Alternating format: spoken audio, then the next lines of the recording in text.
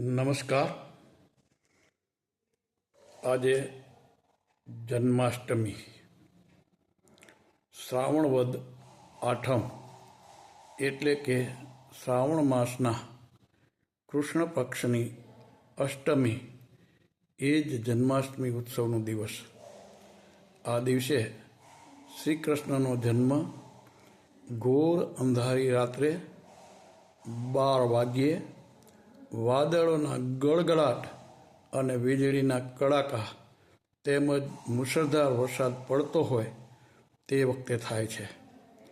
તત્વજ્ઞાનની દૃષ્ટિએ જ્યારે માનવ જીવનમાં અંધારું લાગતું હોય, નિરાશાનું ગમગીન વાતાવરણ ફેલાઈ ગયું હોય, આપત્તિનો વરસાદ તૂટી પડ્યો હોય, દુઃખ દૈન્યના વાદળ ગળગળાટ કરતા હોય, તેવા સમયે માનવી જીવનમાં કૃષ્ણનો જન્મ થવો જોઈએ.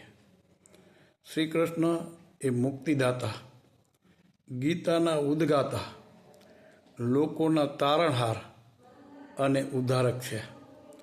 તેથી શ્રી કૃષ્ણનો જન્મ થતાં લોકો સર્વ દુઃખ સંતાપ ભૂલી જઈ આનંદ ઉલ્લાસથી નાચવા લાગ્યા. એટલે તે દિવસ જન્માષ્ટમી ઉત્સવના નામે જાણીતો થયો. ભગવાન શ્રી કૃષ્ણે પોતાનું જીવન સુંદર અને સુગંધિત કર્યું હતું. તેથી તે દરેકને પોતાના લાગતા. કૃષ્ણ ભગવાને બધાના હૃદયો જીતી લીધા હતા. કૃષ્ણએ સમાજના એકમને પકડીને સમાજનું નિયમન કર્યું છે. સંસ્કૃતિ પ્રેમી પાંડવોના તેઓ સદાને માટે માર્ગદર્શક રહ્યા છે. શ્રી કૃષ્ણ હંમેશા પ્રવૃત્તિ નિવૃત્તિના સમન્વયના હિમાયતી રહ્યા છે. તેથી તેમના જીવનમાં ભક્તિ અને જ્ઞાનના દર્શન થાય છે. શ્રી કૃષ્ણએ ગાયેલી ગીતાનું જ્ઞાન સૂતેલાને બેઠો કરે છે, મરેલામાં ચૈતન્ય પૂરે છે. શ્રી કૃષ્ણ એટલે કલ્યાણ, આનંદ, સુગંધ, નૃત્ય વગેરે. કૃષ્ણ જન્મ આપણા જીવનમાં થવો જોઈએ.